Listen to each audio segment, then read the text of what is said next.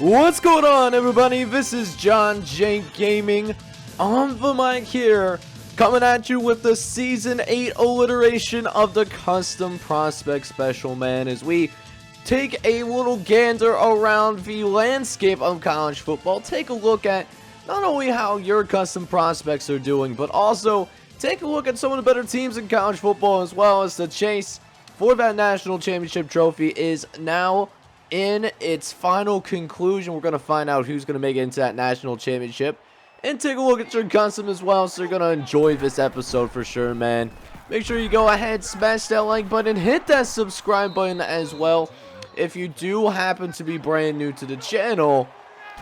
And we will jump right into it with the first conference championship game. We are jumping into the Sunbelt Championship, where the Troy Trojans, they are representing the, I believe it's the Western Division. I'm trying to remember if it was Sunbelt West and East. But, you know, Marshall comes in as the heavy favorite. They're number 18 in the country, and they are certainly in the hunt right now to go to a New Year's Six Bowl. As you know, to make it to a New Year's Six Bowl as a group of 5 team, got to finish in at least the top 16 as well as be a conference champion. So definitely a lot at stake for Marshall as they try to, you know, get a New Year's Six Bowl appearance. But Troy trying to play spoiler, man. Nakeem Daniels and Deshaun McDaniels and Contavious Richardson, you know, those are all guys that are, you know, trying to play spoiler, man. And right now, this Troy squad, they are keeping it close with Marshall as we are here getting later into the second half. And Troy's only down by a field goal, as Fisher's going to rocket this one to custom Contavious Richardson. And that thing is going to go for a 21-yard touchdown. And all of a sudden, man, Troy's got himself a little bit of a lead now after the extra point. They will have a 4-point lead here late in the third quarter, as Troy now has a 28-24 lead. As Contavious Richardson, man, he is just feasting on these guys right now. He is on the verge of a 100-yard day. We'll see if he can get there one more time, as Richardson will make that catch, and that will take him to that 100-yard threshold, doing it in 7 catches. See if we can get Deshaun McDaniels involved as well, as we get a nice little hit out on the left-hand side, a 15-yard catch. There's a still tight one out here, 35-32. And now Marshall is on a knife's edge right now. They are on the verge of getting upset, and sure enough, Troy pulls it off early on, man. How about this to start this episode? Troy upsetting the number 18 team in college football, Marshall, as Contavious Richardson's receiving touchdown did give them the lead, and they never relinquished it. A 3-point win for the Trojans. So using the Air Raid playbook, these duo at wide receiver, man, they did their thing. Contavious Richardson, a junior from Douglas, Georgia, ends up going off in this one. 8 catches, 110 yards, and a touchdown, including what was known as the play of the game. Deshaun McDaniels as well, the number 1 receiver on this team, also did work. 6 catches, 80 yards, did not find the end zone, but he was used a little bit in the running game. He did get an attempt in the last quarter of this one when Troy was trying to seize it up, but it didn't really go anywhere. But great group game for this group of receivers. And also, we had another custom player that didn't start today, but, did a little bit in special teams. Naheemian McDaniels, the brother of Deshaun McDaniels, he had a singular tackle as well. So this now opens up an opportunity for one of these two teams to cement themselves into a group of 5 New Year's Six Bowl slot. As Southern Florida, they're going to be taking on the Navy Midshipmen as we take a look at the conference standings for the American Conference real quick. Navy representing the West with a 10-2 record. And so is USF. They are still doing pretty well, even though we are in our 3rd season with Oklahoma. They are still head and shoulders above the American Conference. But can Mitch Steele win the big game, though? I mean, we've seen him now. This is his third year as the starting quarterback for the Southern Florida Bulls, but can he win the big game? It seems like whenever we do take over in terms of, watching him play in conference championship games as well as bowl games, we do not necessarily see him live up to that potential, and, he has lost some big games. Can he shake that off and get an American Conference Championship for Navy? We'll just have to wait and see. Tough matchup here, going on the road and playing up against Navy. Navy Stadium, going on the road for a conference championship game, never easy whatsoever. And that is certainly the case playing one of the most disciplined teams in America, the Navy Midshipmen. But got a decent drive going here as we'll throw to the left-hand side. Tyler Ray will get him inside the 5-yard line, but the drive will stall out, and they only get a field goal out of it. So pretty quiet first half as Mitch Steele tries to make something shake before halftime. But look at this throw. Had Tyler Ray. Oh, threw it up for grabs. Tyler Ray comes down with it. And a 70-yard touchdown, you guys. Right before we go into the locker room. You absolutely love to see it. And it solidifies a solid first half for Mitch Steele, right? You wish there would be more points on the board. But 8 for 13, 150 yards, and a touchdown in the first half. Certainly not bad. As we'll jump into the second half of this American Conference Championship game. Still a 10-3 lead for Southern Florida. But Mitch Steele tries to throw it up. He was looking for Tyler Ray to come down and make that catch, but it looked like it went through his hands and right into the hands of a defensive back, Brent Williams. And Navy was able to take that, not necessarily tie it up, but it does narrow the gap between USF and also the Navy Midshipmen. It's now just a 4-point lead. So trying to get another drive going here, and that not the sack that you want to see, as that does end up the third quarter of action. We only have a few minutes to decide who wins this conference championship game. The next 9 minutes going to be important for Mitch Steele, who tries to throw it up. No one's open, and that's going to be intercepted. 3rd and 19, trying to throw it up there, and it ends up getting picked off. The second interception that Mitch Steele has thrown. But still, 10-6 lead. They're still hanging on here, but they've just been under duress a lot in the second half. And what was a really good start for Mitch Steele, it has suddenly soured in a very negative way. 3 interceptions in the second half. And now Navy is up. So you're on the road. You're down by a field goal. And you need to get points on the board. 1st and 10. Steele gonna look over the middle. He does find a receiver downfield. That's Javon Wallace that comes down with the catch. But it doesn't lead to anything. So now, 1:30 left to go. You desperately need a score. And you need a score in the worst way. We'll see if Mitch Steele can come through. Because remember, this kicker does not have much of a leg. And Steele looks right. He does have a man. And finds Adam Covington. So that could very well be the game-winning drive for USF. But look what happens when the defense steps on the field. Navy drives it down. And at the buzzer, Navy gets a walk-off touchdown. And certainly some heartbreak. It was a good final drive for Mitch Steele for sure. He set his team up to win in the end, even though it wasn't that good. So once again, Mitch Steele puts together a really good regular season, but when the lights are brightest, he ends up folding on the squad, man. 19 for 33, 283 yards, but also threw 3 interceptions in that second half and allowed Navy the chance to win the football game. Just had a pretty difficult time moving the ball, although he did have that touchdown that did give the Bulls the lead. With 1:20 left to play in this one, it just was not enough, though, to get the job done.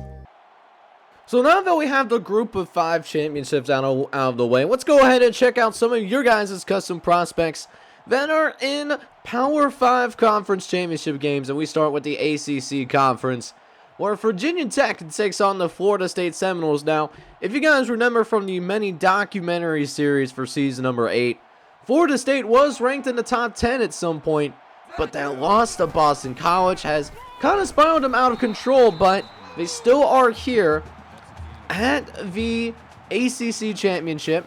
They are representing I believe it's the Coastal Division, as we now go ahead and jump into game action as we check out Ivan Bonewis, man. And Ivan Bonewis, former IMG Academy guy, just really utilizing that size, a lot bigger than many offensive linemen. He is really just a special unicorn of a player and really showing off early too. Bowen getting behind the line of scrimmage, driving multiple tackles as well. So we're here now, 2nd and 12, and really just being a menace for Florida State, right? Virginia Tech just having a really hard time getting much of anything really to go, as Virginia Tech desperately needs his third down, but Bonewis beats his offensive lineman off rip, and that will be another tackle for Ivan Bonewis. He now has 6 tackles. How about we go ahead and make it at least 7 tackles? They don't credit him with the tackle though, but it's at least going to be an assisted tackle. So now Bonewis has 7 total tackles on the day, as Covington tries to drop back and pass, but again, Bonewis is just a bad man. You do not want to mess with him. I mean, he slices through the double team. I mean, they're going to try to guard him with a couple of running backs. I mean, that's just not a good matchup at the end of the day. And I mean, Ivan Bonewis, he's going to take advantage of that 10 times out of 10. As we get deep into the second half now, 21-3 lead for Florida State, as they try to run it up the gut with Barnett, and Bonewis gets another tackle, but still cannot prevent the first down. So 1 tackle away from double digits, as that will complete it. So now Bonewis has 10 tackles in this game. He is really having himself a special performance in the ACC Championship game, and that is continuing to arrive as well, as Jason Covington is just trying to get away from this guy. It hasn't necessarily happened, as we got the ball on the ground. It's recovered by Florida State.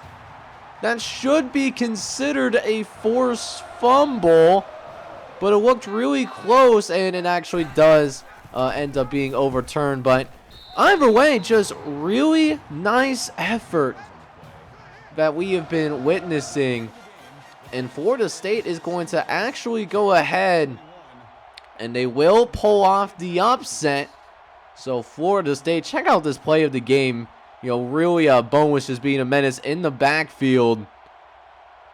And even though he didn't record stats all the time, he was still, influencing plays, and it leads to a Seminole victory. So Ivan Bonewis not only had a game of his life, but he also helps his Seminoles pull the upset on Virginia Tech to win the ACC Championship. And best game of his career, man. 12 tackles, 6 TFLs, and top it all off with a sack as well.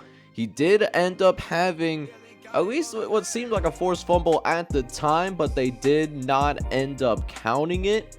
But this could be a game that could shoot Ivan Bonewis on some draft boards, since he is a fringe NFL prospect right now.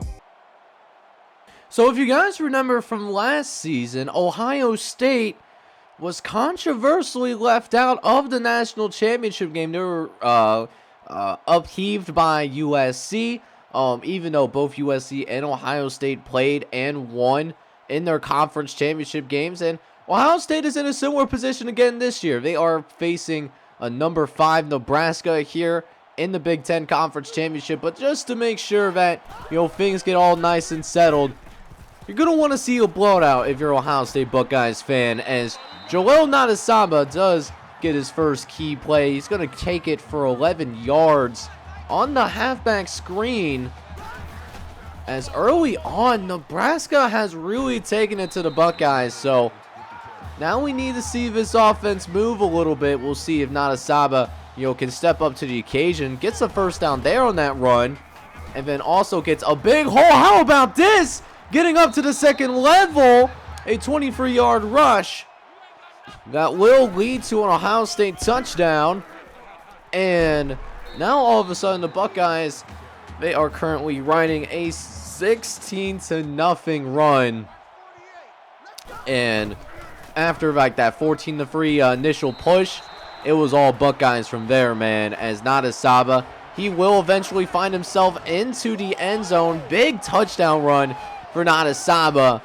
So that puts him up into the 40s. And now the rest is simply a formality, trying to run down the rest of this clock. And this is where he excels the most, He's not the most athletic running back on the face of the planet, but what he is good at is he's great in late game situation. For a third down back, really is what I see him as, and he's someone that can really, make the defense tired at the end of the day. As Ohio State, they do end up winning convincingly in this one. They do win by a final score of 43-17. They claim the Big Ten championship, and we'll have to see how Arkansas performs, because depending on how their performance is, well, it'll be interesting to see if Ohio State will hang on to that number 2 slot, but another championship nonetheless. So while Joel Natasaba was not the main component of this offense here today, he still had a phenomenal performance. 26 carries for 152 yards, a touchdown with it, and 6 yards a carry. He was an absolute bruiser, even though he only had one run that ended up being longer than 20 yards. Not to mention that he did also help contribute in the passing game as well. He did also end up snagging a couple of catches that ended up going for 12 yards. Now, Nebraska did also have some custom players play in this one, but they weren't starters, so that's why I didn't really show them in this one. But Lane Tiberian, the sophomore redshirt, ends up with 2 catches for 24 yards. Could very well be a wide receiver that can very much get some more playing time. Competing for that wide receiver too for next season against Todd Bowling. And then also Santiago Gracias ended up coming in, and he got a catch for 29 yards, man. That is really cool to see. Could also be somebody that ends up with the starting tight end job next season. So that was actually the last of the conference championship games that did feature one of your guys' custom recruits. And as we move on to get ready for bowl season, we do find out who the new Heisman Trophy winner is in Alex Manson. And he was electric. 2,100 yards rushing and 24 touchdowns. It's hard to argue against that. But it does look like we will be going to the Chick-fil-A Peach Bowl.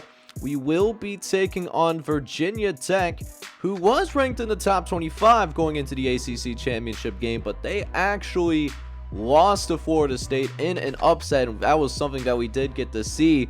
So definitely does appear to be a favorable matchup for us. We do, of course, also bring in several trophies during the course of this season. Marcus Johnson, of course, does win the Vince Lombardi Award for one of the best defensive players in college football. Speaking of the defense, Eric Smith does also win the Jim Forpay Award. That goes to the best defensive back. And then the Ray Guy Award goes to Mark Williams. I believe that is our punter. He ends up getting the Ray Guy Award. So with all the bowl game matchups officially decided, we'll go ahead and now hop into the bowl game portion of this custom prospect special. And this one's going to be an interesting matchup. We got 2 teams that both have custom prospects on it. So what I like to do when something like this does happen is, because I don't want to show any kind of favoritism or anything like that, I will have it in this kind of CPU versus CPU style format, right? So here we are, New Mexico Bowl, and South Carolina off to a decent start. They get into field position, and Evan Daniels with a chance to get a touchdown, but he drops it. Evan Daniels had a chance to give South Carolina the lead. and it's not meant to be, man. Absolutely. Sad as... Speaking of sad, Jalen Ramsey, you know, Jalen Ramsey is his older brother who plays for the Los Angeles Rams, Super Bowl champion, all that good stuff. Jalen Ramsey, you know, didn't get the interception, but does make the play on the ball nonetheless. But how about some unexpected starters that are, you know, making some noise? Isaiah Santiago, you know, he's a little bit buried on that receiver depth chart, but don't get it twisted. This kid right here is extremely talented. He could very well be in the NFL one day as well. But he's just buried behind a couple of upperclassmen that are also insanely talented. And speaking of talent, how about that throw? And how about that catch by Evan Daniels? Ironically, I believe that was also to burn Jalen Ramsey, and it does. Evan Daniels is able to get behind him and is able to make that insane catch. But Notre Dame will go on and win the New Mexico Bowl, though. They do win by a 31-21 final score. Good showing for some of these custom prospects on both teams, though. So first, we are going to go ahead and check out the victorious Notre Dame squad. And Isaiah Santiago is going to be a guy that you're going to want to watch moving forward. 87 overall already as a sophomore. He did only have one catch today for 17 yards, one of which was a drop. But you got to realize he is right now behind multiple All-American guys. I mean, Andrew Green is a beast. Joey Thomas is also extremely talented. And then Terrell Toff, you know, he is a very good weapon for Notre Dame as well. So, I mean, not a lot of room for Isaiah as of right now. But, I mean, he'll get his playing time, you know, one way or the other. Plus, he did end up getting a tackle today when one of the passes were intercepted. So that saved a touchdown for sure. And then Jalen Ramsey was actually somebody that we did not see very much of. Matter of fact, I'm pretty sure that I saw him get burnt by a touchdown by Evan Daniels. I'll have to take a look at the tape to see what happened there. But he did have one tackle today, which did end up as a TFL. And did also end up with a couple pass deflections as well. So a couple of drop interceptions for Jalen Ramsey as well. As for the South Carolina team that did lose, there was one custom recruit on this squad in Evan Daniels. He is only a sophomore, but dude's got a little work to do, you know. One carry for 4 yards in this one, so they try to use him in other ways. He did end up with a couple of catches for 36 yards, and that did end up being a touchdown. But he also had 2 drops. One of those drops could have also been a touchdown. So he could have had 2 touchdown grabs in this game if it wasn't for those stone cold hands that it seemed like he had down here in sunny New Mexico. So we continue through the bowl season as we now jump into the Holiday Bowl featuring the Virginia Cavaliers and the Washington Huskies. Now, if y'all remember, John Gordon, who is now the starting quarterback for Virginia, he was actually somebody that originally did commit to Southern Florida. He was sitting behind Mitch Steele, but he wanted to get playing time sooner. So now here he is at Virginia, getting on ahead and trying to lead this Cavaliers squad. And first year as a starter, he did have to sit out because he did not get the waiver approved. So now we get to see John Gordon first year as the starter, facing heavy pressure, and still managed to get it out to Jermaine Wilson. And really putting together a really nice drive to start this game, as Martin will take it down the sideline. Kerry Martin will get him inside the 10. However, they cannot punch it into the end zone, no. And matter of fact, they also missed the field goal too. So now they're down 7-0. But don't go twisted, man. John Gordon, really good quarterback. You know, he's really going to make a difference for this Virginia program.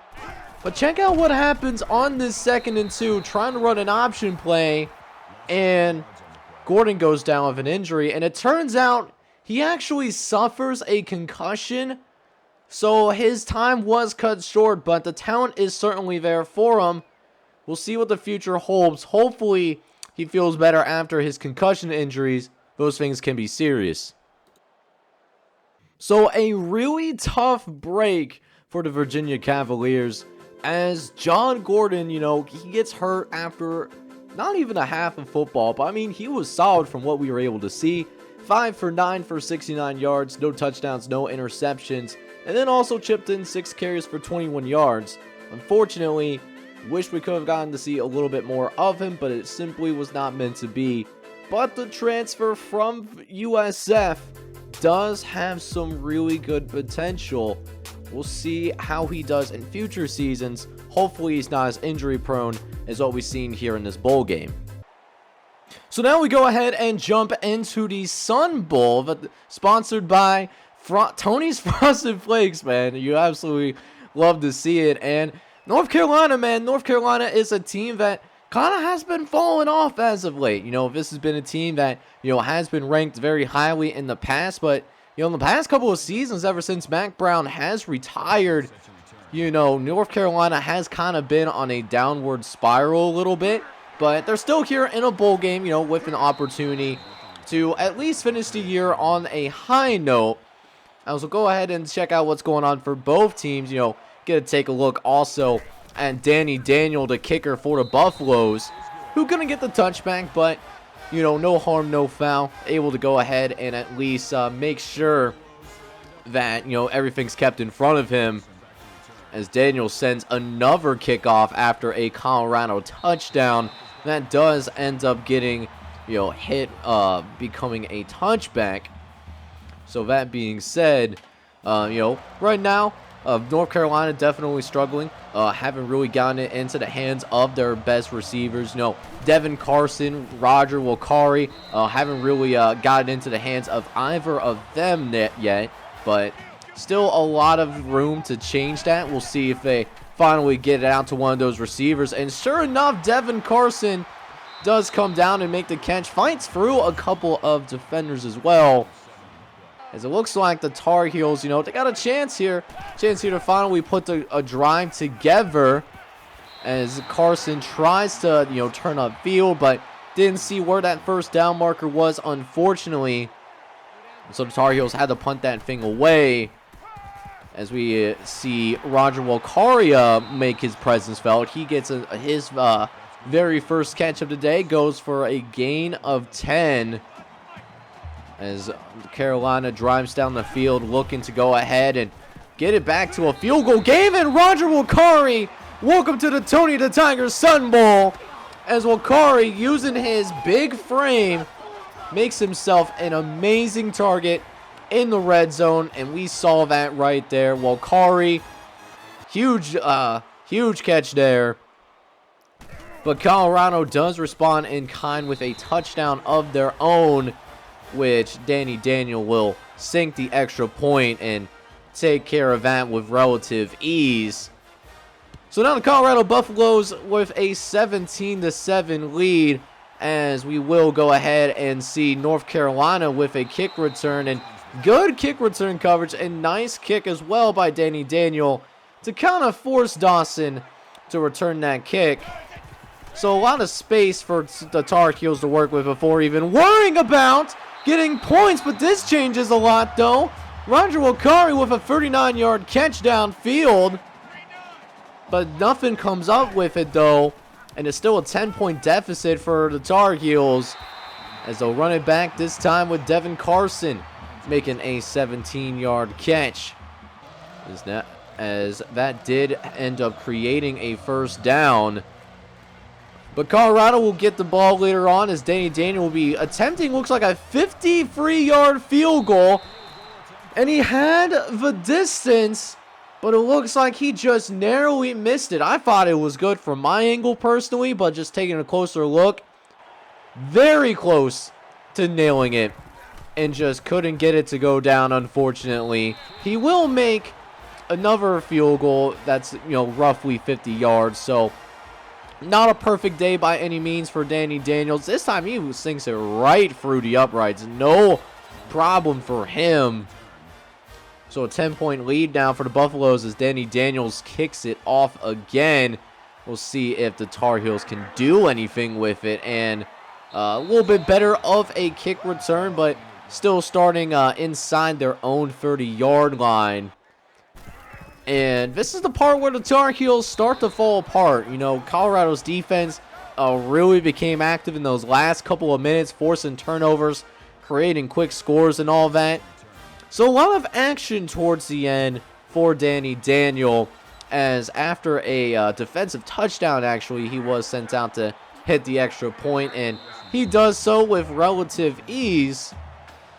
And speaking of relative ease, it's not happening for the Tar Heels right now. Down 17. Does find Danny Carson over the middle of the field, able to make a 9-yard catch. They will take a timeout, but again, you know, another turnover by the Tar Heels. Colorado scores relatively quickly.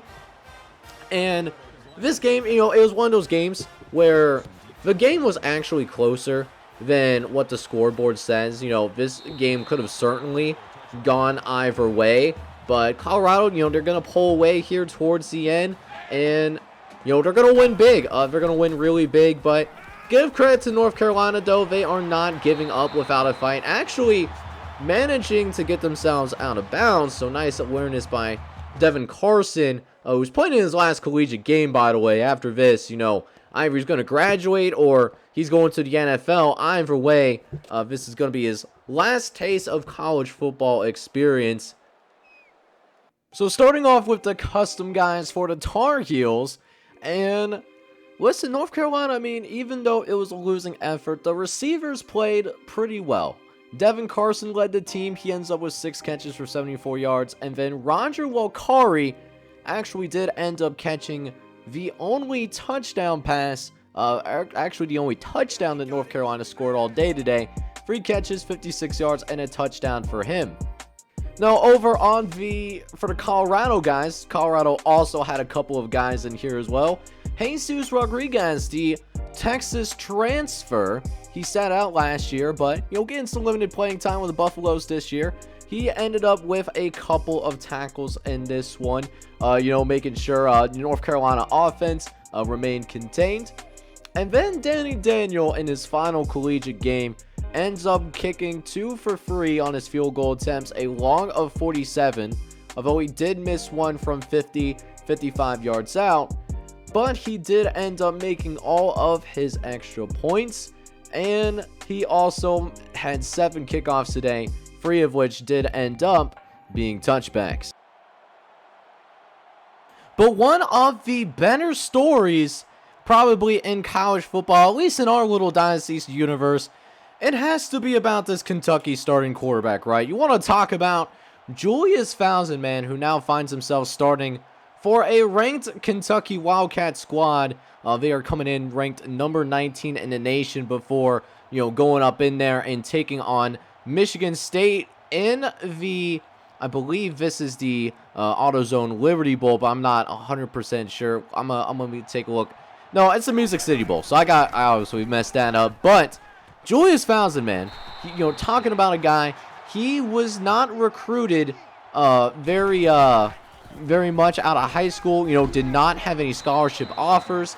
He actually was somebody that had to walk on to the Kentucky football team. He did not get a scholarship and, you know, worked his butt off, earned a scholarship, and is now the starter for them and doing pretty well too. You know, now somebody that could very potentially be an NFL prospect. We'll see if he can go ahead and make this 3rd and 10 happen, as sure enough, there's the first touchdown of the day for the Kentucky offense, and it's Julius Fousen making something shake there in an early 10-0 lead. Beautiful job by the receiver, by the way, creating some space off the release and really making that an easy decision. But yeah, 10-0 lead for Kentucky as Julius Fousen, you know, constantly showing off as he throws that one into double coverage, but still able to find Andy Keys. That is not a very easy throw to make by any stretch of the imagination. As now, Fousen's going to scroll to the right. He's going to have some space to work with. That was supposed to be a slide. I'm not going to lie to you guys. That was actually supposed to be a slide, but it ends up being a dive. Thankfully, the ball does not end up getting fumbled or anything like that.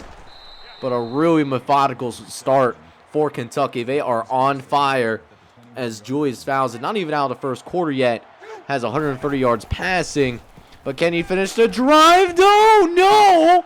It ends up getting intercepted. Thousand will go through and make the tackle, but man, that is tough.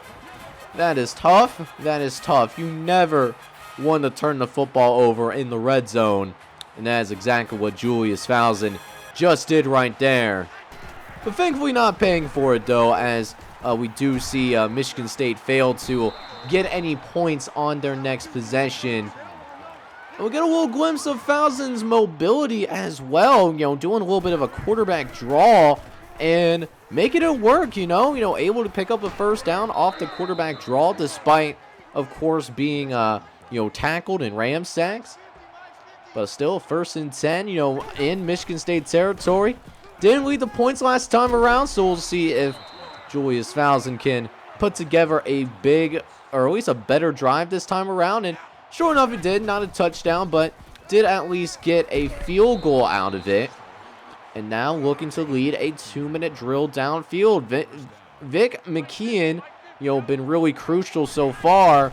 We'll see if Thousand can make something shake here, but no one gets open for him and just couldn't escape the pocket in time. That does stall off the drive a little bit. But Kentucky will get another chance, as that is a really difficult throw, trying to get it over the safety. That coverage was actually extremely tight. But now, one timeout left. Gonna throw over the middle, get it out to the tight end, Ricky Wilson. And a chance here to tack on points before we go into the locker room. As Thousand looks to his right, he's going to throw his thing towards the end zone. And Pat Moore makes the catch, but they're going to down him at the 1. But they will be going with some no huddle. And Thousand, man, he's going to call his own number. Probably to maybe one more chance to punch it in. And sure enough, Julius Thousand takes care of it. Huge touchdown at the end of the first half for the Kentucky Wildcats, as that is now the 2nd total touchdown today for the junior quarterback. And a 20-6 lead going to the halftime locker room. And even though Michigan State got the ball first, it's still remaining with that same score, as Thousand is continuing to slice up the defense. Is now 1st and 10. Looking left, he's going to find his receiver again. Pat Moore did a nice job getting those 10 toes down. As we have a little bit of an issue with fumbling. Thousand fumbles it. That could have been his 2nd turnover. But at least his team does end up stumbling on it this time. As 3rd and 5, getting out to Vic McKeon once again. Another really good decision. And he's not playing hero ball. He's not...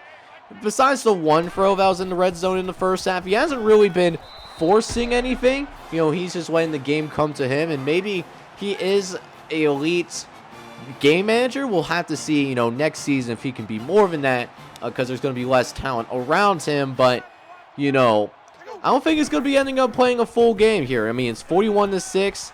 It's not very close whatsoever. I wouldn't be shocked if this ends up being his last drive, which... fun fact, it actually was. But Julius Thousand didn't play the entire game, obviously, but hey, he made a lot of plays, he made a lot of good throws, and you love seeing, not necessarily a blowout, but it's a good victory. And listen, Julius Thousand also gets named player of the game for the Music City Bowl. That's a really good look to have, and it was a really big win as well. I mean, look what ends up getting dropped on these guys. At the end of the day, it ends up being a 60-burger, as Kentucky will end up winning by 42.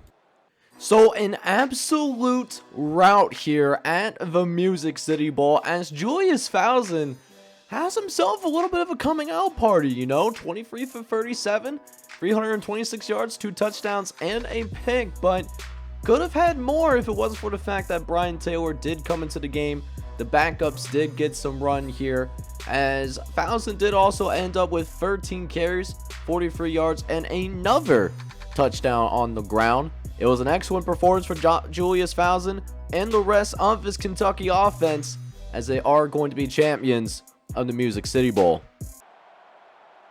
So going into this season, this is not necessarily a bowl matchup that I had on my bingo card, right? Not necessarily because, of where Cincinnati is. Cincinnati, they finished, middle of the road. That's 6-6, 7-5. So no surprise that they are here at the AutoZone Liberty Bowl. But Tennessee, who is ranked number 5 in all of America, not playing in a group or a New Year's Six bowl game, and is instead here at the AutoZone Liberty Bowl. So, of course, a huge, early test in the career of Chris Gentry, who, by the way, is a true freshman. I think this is the first time that we've truly seen a true freshman start day one in college football, at least among, custom prospects, among the custom recruits. So, we'll see how he does against this triple option. Tennessee, they love to run the football. Can he stay disciplined and make sure that, nothing gets behind him? And right now, he's meeting that test relatively well. Not giving up any big plays, at least as of right now, as we see him, get into the backfield. But, we'll see if this offense for Cincinnati, can get enough points, as Gentry had to cover another person. No one was guarding this running back, and this could be a touchdown, but look who comes in the last second. Chris Gentry saving a touchdown, literally coming out of nowhere and making that play on the ball. Now, the Volunteers will end up getting to the end zone anyways, but you have to love the effort that this freshman is putting in. Really not taking the moment for granted. He knows that, a freshman can always come in and challenge for his spot. So, he's letting it be known he's going to be the safety of the future, as Chris Gentry gets the interception and able to pick off this quarterback. And how about this for a storyline? Dude is also from Union City, Tennessee. So this is a guy that legitimately grew up as a Volunteers fan, right? He came from Union City, Tennessee. That is Tennessee Volunteer territory, no doubt about it. And now playing against them in a bowl game with a chance to go ahead and potentially win it when it's all said and done. It's just a matter of if they can keep them out of the end zone, although it does look like they could very well force overtime, as we're less than a minute left here. Miles will try to drop back, but he escapes the pocket. Gentry's there, but misses the tackle, and it's going to go into the end zone, and Tennessee will end up scoring and nearly pulling off a stunning upset here in bowl season. Chris Gentry had the chance to prevent the touchdown. He couldn't bring the tackle, unfortunately. And the Volunteers, they'll end up winning the AutoZone Liberty Bowl as the number 5 team in America. So listen, Cincinnati does end up losing to the number 5 team in America, right? But Chris Gentry did not look like a true freshman at all. You want to talk about a guy that made an impact right away? Playing his hometown team in, a stadium that's not too far from Tennessee's campus, and he balled out, man. 8 tackles, 7 solo, TFL in there as well. Also had an interception. Like, he had a really good game today. It's just unfortunate that he did have to miss that tackle at the end. That allowed Tennessee to ultimately win this game. So one more custom prospect I want to check in that, plays at one of the less unappreciated, positions in college football. Michael Jackson, who, if you guys know, is the brother of Wardell Jackson, who went to the NFL last year.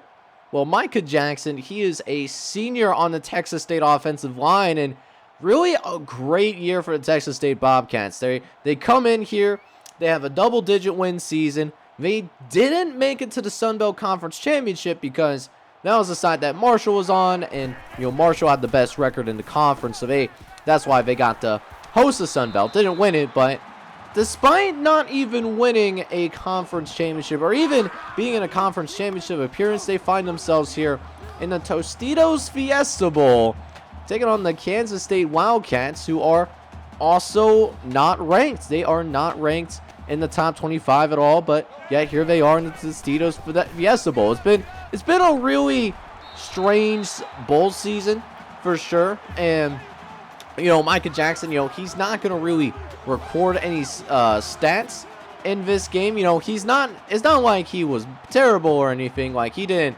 allow any sacks, but he also didn't allow any pancakes. As we'll go ahead and see how this Texas State offense operates, and getting quite a few touchdowns in this one. Could be a potential shootout if Kansas State wants to get their offense into gear. But sometimes you see these smaller teams make it to these big time bowl games like the Fiesta Bowl, the Sugar Bowl, Cotton Bowl, those kind of bowl games, and they end up folding for whatever reason.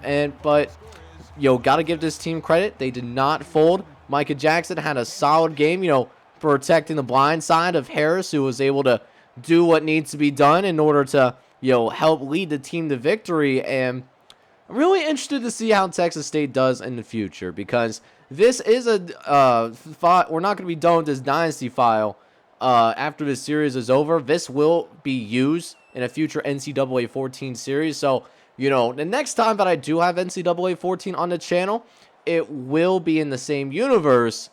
And it'll be interesting to see how the landscape of college football changes in the coming years. So that will wrap things up here in terms of how your custom prospects are doing around the country. Got to see them in various conference championship games, as well as in some bowl games as well. But next episode will be the final game that Coach Grossman will coach, and it will be up against Virginia Tech in the Peach Bowl, who did just lose in the ACC Championship.